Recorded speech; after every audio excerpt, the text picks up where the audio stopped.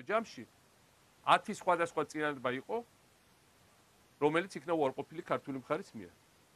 და ბოლოს ამ 10 დღის წინ შვეიცარიელებთან ერთად ძალიან ინტენსიური მოლაპარაკების შემდეგ ჩვენ შევიმუშავეთ ერთობლივი წინადადება, რომლითაც საერთაშორისო მონიტორინგი, ესე იგი ქირაობს მესამე მხარე ამ შემთხვევაში შვეიცარიის კონფედერაცია, რომელიც მოქმედებს საერთაშორისო თანამეგობრობის სახელით, ქირაობს საერთაშორისო სერტიფიცირებულ მონიტორებს, რომელიც ანგარიშვალდებული არიან საერთაშორისო ხელშეკრულებით შვეიცარიის ფედერაციის წინაშე, პირდაპირ არის მოცემული კოორდინატები.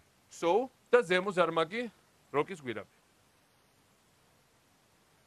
ამ კოორდინატებში ხდება საერთაშორისო მონიტორინგი ყველა ტვირთის, რომელიც გადაადგილდება, გვერეფნის გასწვრივ ხდება მონიტორინგი ასევე, რაც გადაადგილდება საქართველოს შიგნით.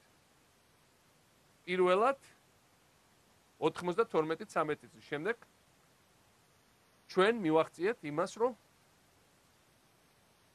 მუდმივ რეჟიმში მივიღებთ ინფორმაციას ყველა ტვირთის შესახებ, რომელიც შემოდის საქართველოს სუვერენულ ტერიტორიაზე, საერთაშორისო დამკვირვებლების მეშვეობით, რომლებიც ანგარიშვალდებული არიან მესამე მხარის მიერ და ეს მესამე მხარე ვალდებულია ყველა ეს ინფორმაცია მოგვაწოდოს ჩვენ.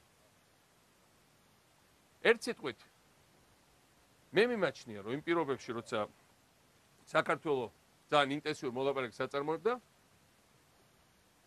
ეს არის ჩვენი დიპლომატიური გამარჯვება.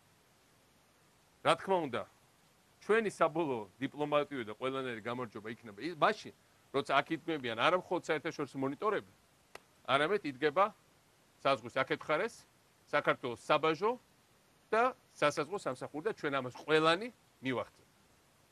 მაგრამ ის, რასაც დღეს მივახციეთ, ეს არის პირველი ძალიან მნიშვნელოვანი დაფიქსირება იმისა, რაც არის საქართველოს საბაჟო საზღვრები, საქართველოს ტერიტორიის საბაჟო კონტროლი, ამ შემთხვევაში მონიტორინგი საერთაშორისო მხარის მიერ, რომელიც აღიარებს სხვათა შორის საქართველოს ტერიტორიულ მთლიანობას. აი ეს არის, რაცაც ჩვენ მივახციეთ მსოფლიო სავაჭრო ორგანიზაციაში. ეს არის ძალიან მნიშვნელოვანი, იმიტომ რომ მთელი პერიოდი მოლაპარაკებების მთავარი პრინციპი ჩვენ იყო მხოლოდ ერთი.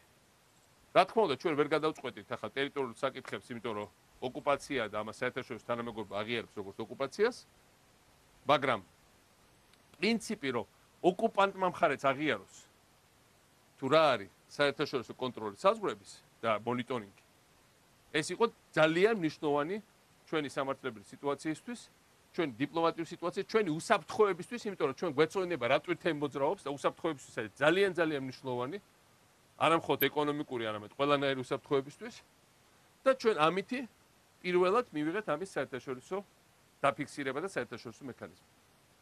ძალიან რთული იყო